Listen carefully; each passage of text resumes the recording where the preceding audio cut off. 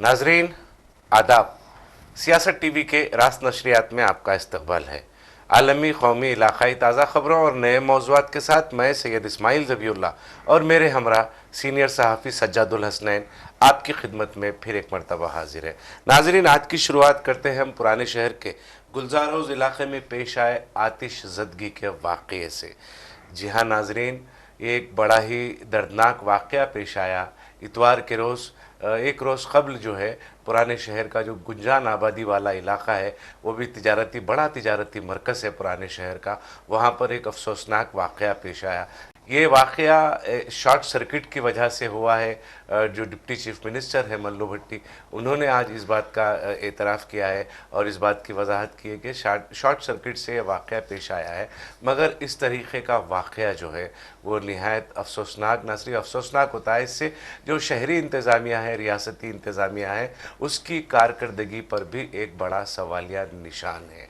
इसी से हम आज की शुरुआत करते हैं। जी सज्जा साहब। यकीनन देखिए, गुज़िश्ता रोज़ जो हादसा पेश आया है, न सिर्फ इंडिया बल्कि पूरी दुनिया के अखबारों की तवज्जो को मरकज़ बनाया यह हादसा।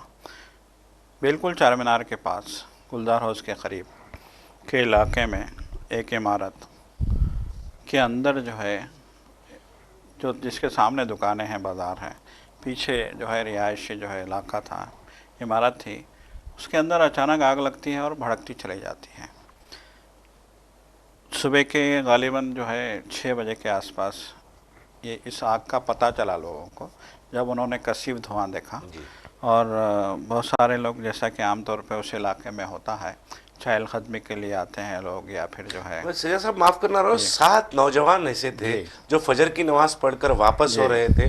उन लोगों ने अपनी जान पर खेल कर वहाँ पर जो है, वहाँ पे जो मुतासरीन हैं, जो फंसे हुए थे आग की वजह से, उनको निकालने का न सिर्फ कोशिश की बल्कि उसमें कई लोगों की उन्होंने जान बचाई। 7 नौजवानों के नाम मेरे पास, वो नौजवानों की तफसीलात मौजूद नहीं है, मगर ये मैं बड़े जिम्मेदारी के साथ ये बात कह रहा हूं कि फजर की नमाज के बाद वो नमाज अदा करके वो नौजवान वापस हो रहे थे। जब उन्हें इत्तला मिली कि ऐसा आग लगी है इमारत में, तो उन लोगों ने अपनी जान पर खेलकर ये जो है बचाया है वहां के लोगों को। उन लोगों ने देखिए बयान भी आया था, जैसे कि जाहिद और मोहम्मद अजमत, ये 2 नौजवान जिन 7 नौजवानों में शामिल थे, ये उनका बयान भी आया था। उन्होंने कहा कि जो है दरवाज़ा तोड़ने की हमने कोशिश की, लेकिन वो टूट नहीं रहा था क्योंकि वो शटर था। और फिर हमने जो है पास की दीवार को तोड़ा। हमने दीवारें आमतौर पर जो है ईंट की जो दीवारें होती हैं, तो उन्होंने कहा कि फिर हमने दीवार तोड़ा सब्बलों से और जो है हथौड़ियों से, जो सामान हमको मिला उससे हमने दीवार को तोड़ा। फिर हम लोग अंदर गए, ऊपर के हिस्से में गए, फिर हमने देखा कि एक कमरे का जो है दरवाज़ा तोड़ा, तो देखा कि वहाँ पे जो है लोग बेहोशी की हालत में पड़े थे। हमने उन्हें बाहर निकाला। सफोकेशन की जो है सूरत हाल पैदा हो गई थी। वो नौजवान कह रहे थे कि हम जब अंदर जाते, एक हिस्से में तो उन्होंने कहा कि आग भड़क रही थी, बहुत भयानक आग थी, आग की शिद्दत इतनी थी, तपिश इतनी थी कि हम वहाँ करीब पहुँच नहीं पा रहे थे। लेकिन हम 2-3 कमरों में गए, तो दूसरे कमरे में गए तो उनका कहना था कि 2 मिनट में हमको बाहर आना पड़ा था सांस लेने के लिए। मुश्किल होती है, क्योंकि धुआं भर जाने की वजह से सांस लेना मुश्किल हो रहा था। तो उन्होंने धुएं में से लोगों को देखा वहाँ पड़े हुए हैं, तो उन्होंने खींच खींच के बाहर निकाला।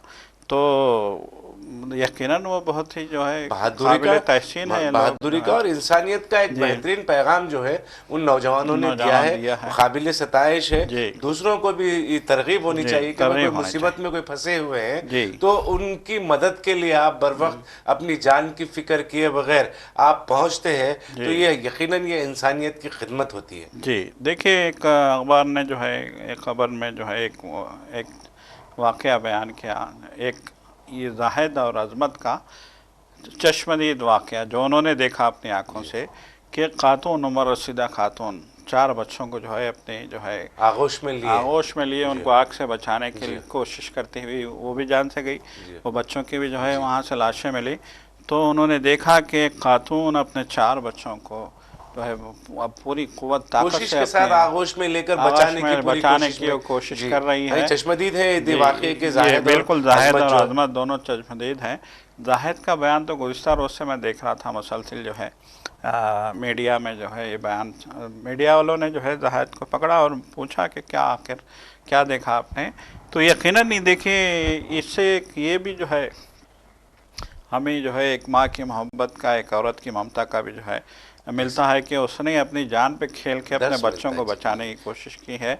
और बहरहाल इसमें जो है यकीनन जैसे कि हम पानी में जाते हैं, पानी में डूबने वालों को भी हम देखते हैं कि वो कैसे अपने बच्चों को बचाने की कोशिश करते हैं, या फिर आग में। लेकिन जो कुछ भी हो, ये एक बहुत अलमनाक सानिया है।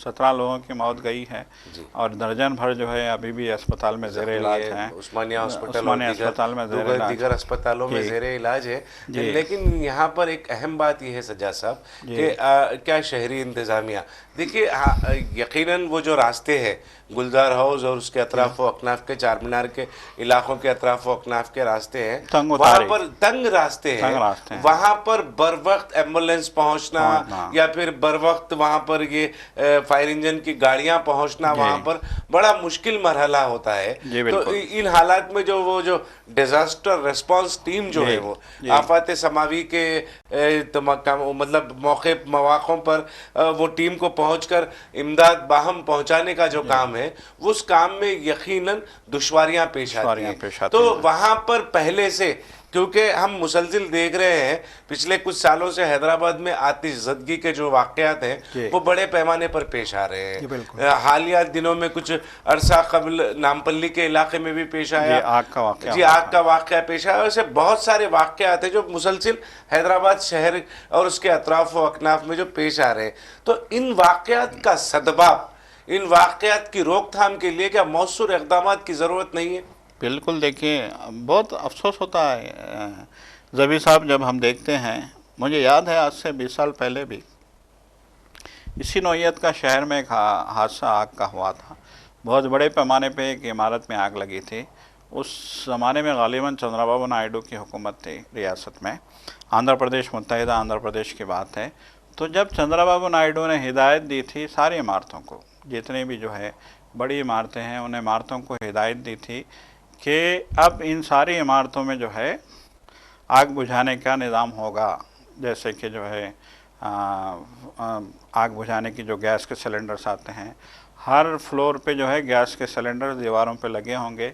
फिर उन्होंने कहा था कि हर फ्लोर पे एक पाइप जाएगा पानी का, जी और आपको आग बुझाने के लिए आपकी इमारत के ऊपर एक अलग से टैंक जो है बनानी होगी। जी उस टैंक को सिर्फ़ और सिर्फ जो है उन्हीं पाइपों में पानी, उन टैंक की सप्लाई उन्हीं पाइपों में होगी, और उन पाइपों में आप फव्वारे लगाएंगे, मतलब जी मुख्तलिफ एरियाज़ में, जी। और उसका एक पॉइंट पे आप जो है उसका जो है ऑन ऑफ जो है, ऑन उसको ऑफ बंद का करना जो और है खोलने का जो बिल्कुल है वो एक स्विच पॉइंट लगा पर। देंगे। जी ये बाज़ाब्ता हिदायत जारी की गई थी और उस ज़माने में इमारतों में ये लगाया भी गया था। ये गालिबन जो है मुझे डेट याद नहीं आ रही है, लेकिन उस ज़माने में शहर की तमाम इमारतों में जो है वो सिस्टम लगाया गया था। पूरी इमारतों में हर फ्लोर पे जब आप गैलरी में से गुज़रते हैं, जब आप किसी भी इमारत की जो है फ्लोर पे जाते हैं, आपको जो है राहदारी से गुज़रना पड़ता है। तो उस राहदारी में कहा गया था कि ऊपर से पाइप जाएगा पानी का, लोहे का पाइप होगा, उसकी वो भी तय कर दी गई थी कि कितना मोटा ये पाइप होगा। जी, और फिर क्योंकि वो आग की तपिश को बर्दाश्त कर सके और ना बिल्कुल। पिघले, ज्यादा जी शिद्दत की बिल्कुल, आग हो तो वो पिघले भी पिघले नहीं। भी नहीं और पानी भी जी, छोड़ता पानी रहे, भी आराम से हो, ताकि आग को फौरी तौर फौरन पे काबू किया यकीनन जाए। ये एक मौसर इक़दाम हो जी सकता है अभी भी हुआ था, हाँ जी। लेकिन उसके बाद क्या उस पर कंटिन्यूसली उसको मेंटेन किया गया, एक सवाल है। देखिए हमेशा कहा गया है कि जब शहर में बारिश होती है, पानी जमा हो जाता है, एक आध बच्चे की मौत होती है, एक आध जो है आदमी सड़क पे डूब जाता है, गटर में गिर जाता है, एक आध जो है गाड़ी बह जाती है, तो तब जो है बड़ा शोर शराबा होता है और कहा जाता है कि नहीं, आपको जो है इन हादसों को टालने के लिए आपको इंतजाम करने होंगे। हुकूमत भी बड़े बड़े वादे करती है। अब कल भी मैं देख रहा था कि पूनम प्रभाकर वहाँ खड़े होकर कह रहे थे, उनकी बयान आया है कि हम अब मुस्तक़बिल में इस तरह के वाक़यात के सद्देबाब के लिए एक जो है लाए अमल तैयार करेंगे। हम जो है इस पे जो है बैठ के गौर करेंगे और हम इम्प्लीमेंट करेंगे, ताकि अगर खुदा ना खास्ता इमारतों में इस तरह के आग के हादसात होते भी हैं तो जाने ना जाए, कम से कम जाने बचाई जा सकें। उसके लिए हम जो है यहाँ पे एक लाए अमल तैयार करेंगे। ये बात उन्होंने कही कल मीडिया के सामने। अब यहाँ सवाल ये पैदा होता है कि क्या इस पे वाकई हुकूमत संजीदगी से गौर करेगी? करना चाहिए हुकूमत वक्त, अब वक्त है, अगर ये वक्त है, अगर यहीं पर क्योंकि एक बड़ा सानेहा पेश आया है, इस तरीके के वाक़े में, आतिशज़दगी के वाक़े में 17 लोगों की बर वक्त मौत होना, ये कोई मामूली खबर नहीं है, ये कोई मामूली वाक़या नहीं है, ये किसी अखबार की सुर्खियाँ TRP के लिए ये बात नहीं करना है। इसमें ये हकीकत ये बात है कि इस वाक़े के बाद जो है हुकूमत को संजीदगी से इस पर गौर करने की ज़रूरत है, क्योंकि इंसानों की जान की कीमत बहुत कीमती, इंसान की जान बहुत कीमती होती है। बिल्कुल, तो अगर एक ही घर के, एक ही फैमिली के 17 लोग अगर आग की नज़र हो रहे हैं, जिंदा जल रहे हैं, तो ये यकीनन कहीं ना कहीं शहरी इंतज़ामिया, मैं ये कहूँगा सज्जाद साहब कि शहरी इंतज़ामिया की ये बड़ी जिम्मेदारी है ये, क्योंकि अक्सर जो है लोगों का रुख, अब आज ये खबर है, मुसलसिल हम ये बात देख रहे हैं, सर्वेज आ रहे हैं सामने कि लोग 5 रोज यौमिया उस पे 5000 लोग मुख्तलिफ रियासतों से हैदराबाद का रुख कर रहे हैं। शहर की आबादी मजीद गुंजान हो रही है और जो है शहर बड़ा फैलता जा रहा है, और इन इलाकों में ख़ास तौर पर जहाँ पर आबादियाँ ज़्यादा हैं और इमारतें कदीम है और तारीख़ी विरसा है, उसकी हिफाजत के लिए यकीनन हुकूमत को, ख़ास तौर पर शहरी इंतज़ामिया को, ये इस तरीके के मौसूर इक़दामात उठाने की सख्त ज़रूरत है। बिल्कुल, देखिए 2010 के सेंसस में ही 2010 के सेंसस में ही 90 लाख की आबादी बताई गई थी और कहा गया था कि रोज़ाना 50 लाख लोग शहर में आते हैं और वापस जाते हैं। मतलब ये कि टोटल 1 करोड़ 40 लाख की यहाँ पे लोगों की गुंजाइश बताई गई थी। ये 2010 की बात है, आज 2025 से 15 साल पुरानी बात है। तो आज के अगर हिसाब से हम देखें तो बिला मुबालिगा 1.5 करोड़ की आबादी शहर की हो गई है। इससे इनकार नहीं किया जा सकता। शहर जिस तरीके से फैल रहा है, आप भी देख रहे हैं कि जो है 70 से 100 किलोमीटर की जो है वसअत हो गई है शहर की। आप जो है रामोजी फिल्म सिटी से मेडचल का अगर आप हिसाब लगाएं, पूरी गुंजान आबादी है, पूरी 100 किलोमीटर का, पूरा 100 किलोमीटर का फासला है रामोजी फिल्म सिटी से जो है मेडचल का, और पूरी गुंजान आबादी है, खुली आबादी नहीं है, गुंजान आबादी है। तो इतना बड़ा शहर आज ये हो गया है, इतना गुंजान आबाद हो गया है, इतना वसी शहर हो गया है, तो जाहिर सी बात है जब लोग आते हैं तो उनको रिहाइश के लिए भी जो है जगह चाहिए। तो आज हम देख रहे हैं कि तेज़ी से ये जो है इमारतों का जंगल होता जा रहा है शहर। पहले यहाँ 1 मंजिला 2 मंजिला इमारतें थीं, फिर 1 मंजिल 2 मंजिल से 5 मंजिला हुए। अब हम देख रहे हैं कि लातेदार 10, 12, 15, अब तो 40 मंजिला इमारत बन गई है। आबिड्स के बीचों बीच सारे जो है शहर देख रहा है कि 40 मंजिला इमारत खड़ी हुई, देखते ही इमारतें तामीर हो रही हैं। तो जब इतनी इमारतें यहाँ पे बन रही हैं तो इन इमारतों में इंसानों की हिफाजत के लिए किस नौइयत के इंतजाम हैं, चाहे वो लिफ्ट का मामला हो, हम देख रहे हैं कि लिफ्ट के हादसा भी होते हैं, लिफ्ट के हादसा भी आम हो गए हैं, और आग का तो जो है सारे इंडिया का मसला है जी। हमेशा फिर भी हैदराबाद बड़ी हद तक ये इस किस्म के वाक़यात से बचा हुआ था, मगर जैसा कि कॉम्प्रोमाइज किया जा रहा है क्वालिटी के साथ, कॉम्प्रोमाइज किया जा रहा है हालात और माहौल के साथ। जिस नौइयत का कंस्ट्रक्शन में मटेरियल इस्तेमाल हो रहा है, चाहे वो सीलिंग की बात हम करें, चाहे दीवारों की जो है, दीवारों पे जल्दी आग पकड़ती है, कलर वगैरह पेंट्स वगैरह पे जो है उस पे तेजी के साथ, ना सिर्फ अगर कोई चिंगारी भी निकलती है तो तेजी के साथ आग फैल जाती है। ये लकड़ी का अगर काम अगर घर पे इमारतों में ज्यादा है तो वहां पे भी ये जो नुकसान जो है उसके हालात ज्यादा होते हैं, नुकसान। और देखिए, और सबसे बड़ी बात शॉर्ट सर्किट जी। तो क्या हम उस क्वालिटी का काम करवा रहे हैं बिजली का, इलेक्ट्रिसिटी का जी? क्या हमारे जो केबल हैं, हमारे जो है जो स्विचेस है, हमारा जो सिस्टम है बिजली का, क्या उतना मियारी है? ये भी देखने की ज़रूरत है।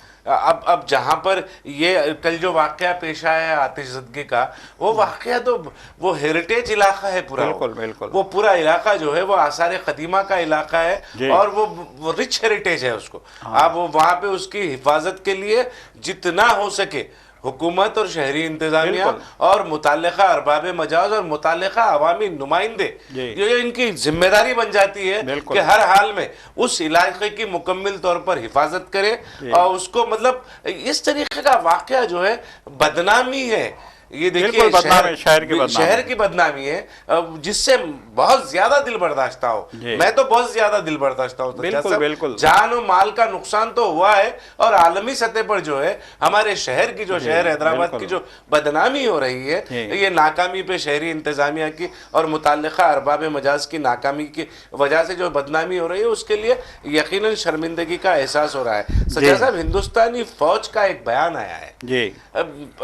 ये कि जब हिंदू दहशतगर्दों के खिलाफ हिंदुस्तान ने कार्रवाई की थी, स्ट्राइक किया था, फदाई हमले किए थे, उसके बाद जो है जो गोल्डन टेम्पल को, सुनहरी गुरुद्वारे को निशाना बनाने की कोशिश की गई थी, जिसको फौज ने नाकाम बना दिया। जी देखिए, यकीनन ये एक जो है बहुत तशवीशनाक बात है।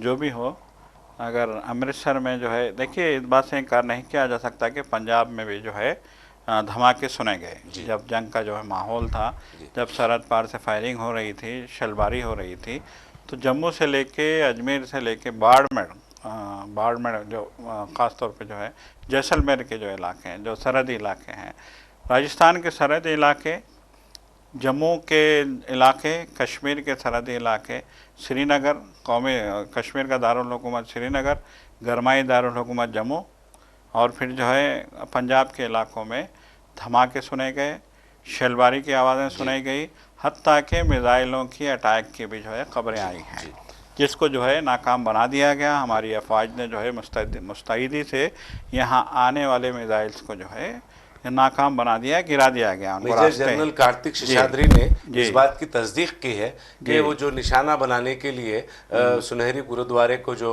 निशाना बनाया गया था, उसको नाकाम बना किया गया है। जी बिल्कुल। देखिए यकीनन जो कुछ भी जो है इस जंग के दौरान हुआ है, वो बहुत ही ज़्यादा जो है तशवीशनाक है।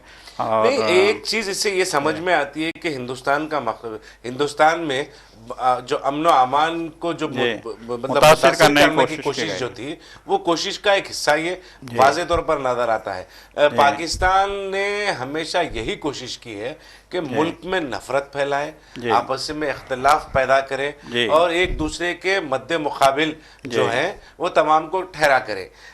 लेकिन एक तरफ से ये पड़ोसी मुल्क है, उसकी कोशिश यही रहेगी कि भाई हम हिंदुस्तान की जो तरक्की है वो रुक जाए और हम जो है ये आपसी रसाकशी में मुलविस हो जाए। लेकिन इससे बढ़कर जो है हमारे अंदरूनी ताकतें जो है, जो उनको हौसला दे रहे हैं, विजय शाह के जैसे लोग, जिस पर हमने जिक्र किया है इससे कबल, विजय शाह के जैसे लोग जो मध्य प्रदेश के मिनिस्टर हैं, जिस पर अब तक ना बीजेपी ना मध्य प्रदेश हुकूमत ने कोई कार्रवाई की है, हालांकि सख्त सरजनिश है। देखिए उल्टा तो ये हुआ है कि हाई कोर्ट ने जो है जी सख्त सरजनिश, पहली मर्तबा भोपाल मध्य प्रदेश के हाई कोर्ट ने, मुझे ताज्जुब ये होता है कि हाई कोर्ट के हुक्म के बाद, सरजनिश के बाद, बहुत सख्ती के साथ, सख्त अल्फाजों के इस्तेमाल के बावजूद भी ना बीजेपी और ना मध्य प्रदेश हुकूमत ने अब तक विजय शाह पर कोई कार्रवाई की। देखिए अफसोस का मुकाम तो ये है कि उनके खिलाफ कार्रवाई नहीं की गई, लेकिन उनको बचाने की कोशिश की गई। लेकिन उससे बड़ा अलमिया ये है कि जो एफआईआर दर्ज करवाई गई है हाई कोर्ट में, हाई कोर्ट ने कहा कि फौरी एफआईआर दर्ज करवाओ, तो जो एफआईआर दर्ज करवाई गई है उस एफआईआर को भी इतना कमज़ोर बनाया गया, उसका स्क्रिप्ट, कि हाई कोर्ट कह रहा है कि ये जो एफआईआर आपने डाली है, ये तो निचली अदालत से ही वो बरी हो जाएगा वो बंदा। आपने तो कोई सेक्शन लगाया ही नहीं इनके खिलाफ, ऐसा सेक्शन नहीं लगाया कि ये संगीन मुझे जुर्म है, इन्होंने जो संगीन जुर्म किया है उस हवाले से कोई सेक्शन आपने नहीं लगाया है। उन्होंने कहा है कि इससे साफ ज़ाहिर होता है कि हुकूमत और पुलिस विजय शाह को बचाने की कोशिश कर रही है। यकीनन बचाने की कोशिश कर रही है, उसी का हिस्सा है कि बीजेपी ने अब तक मध्य प्रदेश बीजेपी ने भी कोई कार्रवाई नहीं की और ना मध्य प्रदेश हुकूमत ने कोई कार्रवाई की है, ना चीफ मिनिस्टर ने इस पर कोई बयान दिया। हमने तो देखा कि चीफ मिनिस्टर से जब इस बारे में सवाल किया गया तो उन्होंने वो जो रिपोर्टर थे उसको हाथ से झटका मारकर इस पे हो गई ये बात, नहीं करना है इस पे बात, ऐसा करके आगे बढ़ गए वो। तो ये अफसोस का मुकाम है। एक तरफ पाकिस्तान इस बात की कोशिश कर रहा है कि मुल्क में बदअमनी हो, अमन व अमान को नुकसान पहुंचे और जो तफरका डाले, फिरके वारियत को फ़रोग दे, उसी लिए पाकिस्तान के निशाने पर गोल्डन टेम्पल है और जो है पहलगाम का जो वाक़या है, जिस तरीके से पहलगाम के वाक़े को पेश किया गया है वो इसी का हिस्सा है। जब पाकिस्तान से हम मुकाबला कर रहे हैं, हम डट कर मुकाबला कर रहे हैं, पूरी एक कौम बनकर, तमाम मजहब को मजाहिब को बालाए तर रखकर एक कौम बनकर जब हम मुकाबला कर रहे हैं, तो उस दरमियान में सूफिया कुरैशी को दहशतगर्दों की बहन कहना विजय शाह ने जिस तरीके से कहा है वो काबिल अफसोस है। और वो जो इरादे पाकिस्तान के जो इरादे हैं उनको आप मजबूत कर रहे हैं, पाकिस्तान की कोशिशों और साजिशों को विजय शाह के जैसे लोग कामयाब बना रहे हैं। बिल्कुल, देखिए विजय शाह का बयान जो था कि हमने, मोदी जी ने उनको ख़त्म करने के लिए उनकी बहन को भेजा वहाँ पे, उनकी बहन से उनके जो है कपड़े उतरवा, अरे मेरी बहन को भेजा कह देता तो बिल्कुल बात जो है दूसरी होती, अच्छी बात होती। किस तरह की जो है हतक की गई है एक आर्मी ऑफिसर की, बल्कि पूरी आर्मी की ऑपरेशन सिंदूर की जो है हतक की गई है, तो यकीनन जो है इस शख्स के ख़िलाफ़ जो है ना सिर्फ इसको वज़ारत से बेदखल किया जाना चाहिए था, बल्कि इसके ख़िलाफ़ कार्रवाई होनी चाहिए थी, बल्कि मगर अफसोस की हुकूमत उसको बचाने की कोशिश कर रही है। मोदी जी की ज़ुबान नहीं खुलती, ये सबसे बड़ा अलमिया है। मोदी जी जो है जब आदम एयरबेस गए थे, आदमपुर एयरबेस गए थे, तो वहाँ उन्होंने आर्मी की तारीफ़ की बहुत। यकीनन जो है आर्मी काबिल सताइश है कि आर्मी की बहादुरी की वजह से आज जो है हमें ये कामयाबी मिली, पाकिस्तान के ख़िलाफ़ ऑपरेशन सिंदूर कामयाब रहा। यकीनन हमारी आर्मी, हमारी नेवी, हमारी फ़ज़ाइया ये काबिल फ़ख्र हैं, उनकी तारीफ़ हो रही है, लेकिन उन्हीं का एक वज़ीर अगर इसी आर्मी की जो है हतक करता है, इसी आर्मी के ऑपरेशन सिंदूर को लीड करने वाली एक कर्नल की जो है हतक करता है, वो कर्नल सूफिया की हतक करता है, तो उसके ख़िलाफ़ कार्रवाई करना भी वज़ीर आज़म की ज़िम्मेदारी है, बल्कि सख्त कार्रवाई करनी चाहिए थी। नहीं, यकीनन अगर जैसा कि मैंने कहा कि विजय शाह दहशत उन्हीं की बहन के बजाय मेरी बहन को भेजा, तो ना सिर्फ विजय शाह का सीना चौड़ा हो जाता खुशी से, और जो पाकिस्तान के नापाक अज़ाइम हैं, मंसूबे हैं, उन्हें भी नाकाम आसानी से कर दिया जाता। सज्जाद साहब, एक अहम खबर, आज पीर का दिन है, आज संभल की जामा मस्जिद के मुतालिक इलाहाबाद हाई कोर्ट का फैसला आने वाला है। ये वही मस्जिद है जहाँ पर अदालत के अहकामात के बाद जो सर्वे वगैरह जो हुआ था इलाहाबाद, फव्वारा जब निकला था वहाँ से, तो फव्वारे को शिवलिंग का नाम दिया गया था। देखिए, फव्वारा का जो मसला है वो तो वहाँ का मसला था, बनारस की मस्जिद का मसला था। और ये जस्टिस रोहित रंजन अग्रवाल जो है, ये आज ये फैसला सुनाने वाले हैं संभल की जामा मस्जिद। वहां पर वो खुदवाई भी हुई कुएं वगैरह की, वहां पे ये संभल की जामा मस्जिद के पास में अदालत के अहकामात के बावजूद वहां पे खुदवाई नहीं करने के अहकामात दिए गए थे सुप्रीम कोर्ट की जानिब से, उसके बावजूद भी वहां पर खुदवाई वगैरह हुई, खिलाफ वर्जियां हुई, तो वहां पर आज ये फैसला वहां पर सुनाया जाने वाला है, ये तनाज़े का। यकीनन देखिए बहुत अहम जो है फ़ैसला है, इलाहाबाद हाई कोर्ट का जो फ़ैसला आएगा संभल की जामा मस्जिद के हवाले से।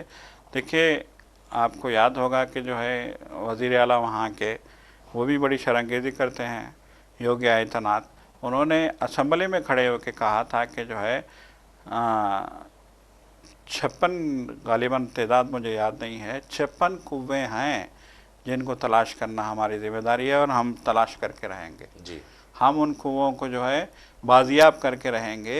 ये जो है उनका जो है कमेंट था असेंबली में जी। एक ऐसे वक्त कमेंट दिया था जबकि संभल की जामा मस्जिद में जो है इस कुएं को तलाशा जा रहा था, खुदाई की जा रही थी, जिस पे एतराज़ किया था मुकामी लोगों ने तो कहा था कि संभल में इतने कुएं हैं, वो जो मजहबी कुएं हैं कुछ उसकी जो है कुछ हवाला दिया था उन्होंने, तो कहा था कि इतने कुएं हैं और उसको बाजियाब कराना हमारी जिम्मेदारी है, हम लेके रहेंगे।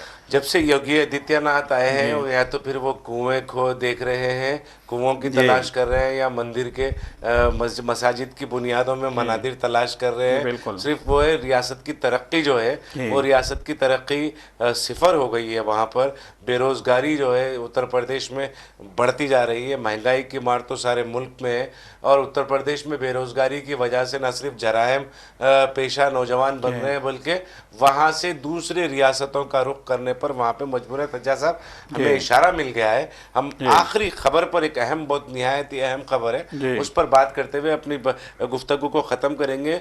यूट्यूबर्स और ताजरीन जी जो है फिलहाल पाकिस्तान के जासूसी के इल्ज़ाम में हुकूमत के स्कैनर में है। जी बिल्कुल। और ज्योति मल्होत्रा, कैथल देवेंद्रा, प्रियंका जी सेनापति और शहजाद वहाब, ये चार नाम है। शहजाद वहाब जो है वो एक ताजिर है उत्तर प्रदेश के, उन्हें गिरफ्तार कर लिया गया है। ये चार लोग हैं, और भी बहुत सारे हो सकते हैं। ये इन लोगों पर हुकूमत की जो है नज़र है, इल्ज़ाम है इन लोगों पर। ये चार लोगों ये पर तो ये वाज़ेह इल्ज़ाम है कि इन लोगों ने पाकिस्तान की जासूसी की है। जी बिल्कुल। देखिए, ये चारों लोगों के बारे में कहा जाता है कि ये जो है इंपोर्ट एक्सपोर्ट का कारोबार करते हैं और पाकिस्तान को ये माल बेचते हैं शहजाद के ताल्लुक से ये बाकी के जी ज्योति मल्होत्रा और प्रियंका जी सेनापति तो यूट्यूबर्स हैं ये। जी।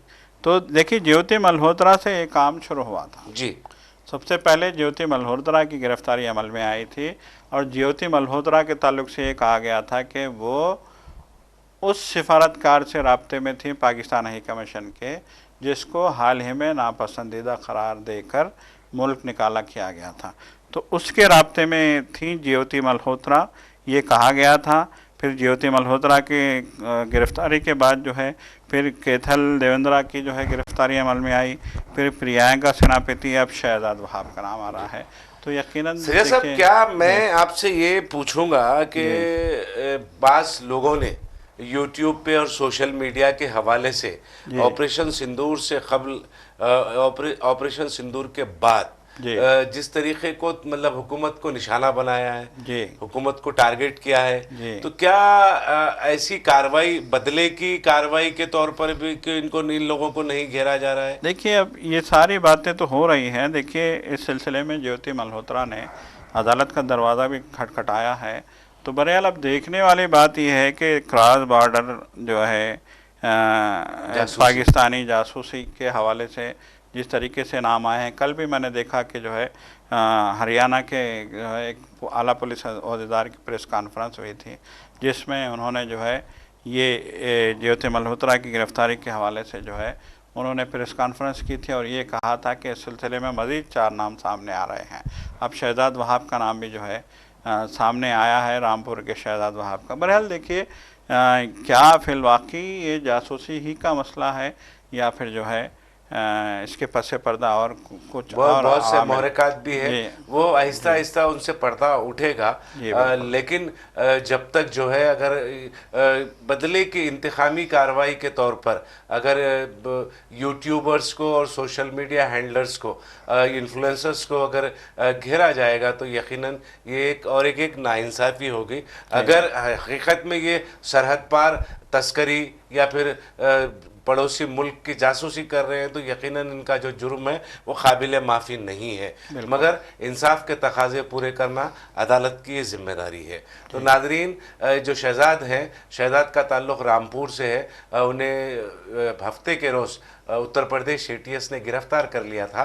तो उसके बाद से ये खबरें आम हो रही हैं यूट्यूबर्स और कारोबारियों के ख़िलाफ़ में जासूसी, पाकिस्तान की जासूसी के इल्ज़ाम के तहत उन्हें गिरफ्तार करने का काम किया जा रहा है, और हुकूमत उन पर कड़ी नज़र रखी हुई, अंडर स्कैनर्स हैं वो। नादरीन, तो अब वक्त हो चला है, सियासत TV के दीगर प्रोग्रामों से आप जुड़े रहें। हमारा ये प्रोग्राम आपको कैसा लगा, ज़रूर अपनी राय कमेंट बॉक्स में अरसाल करें, और सियासत TV की सारी टीम को अब दे इजाज़त। खुदा हाफिज़। खुदा।